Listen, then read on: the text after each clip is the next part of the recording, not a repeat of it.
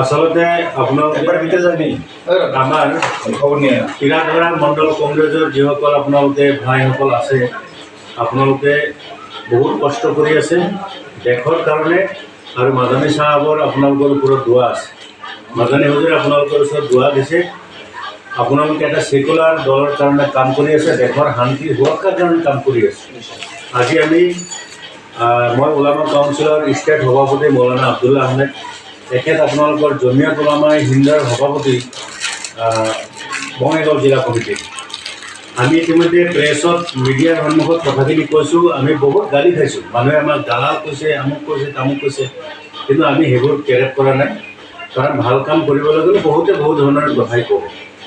গতিকে আমিও গালি খাইছোঁ, আপোনালোকেও খাব, ভয় নাখাব, সাহসেৰে কাম কৰি যাব। ইনশাআল্লাহ মাদানী হুজুৰৰ তথা জমিয়তৰ সকলো পৰ্যায়ৰ ব্যক্তিসকলৰ আপোনালোকৰ ওপৰত দোৱা আছে ইনশাআল্লাহ।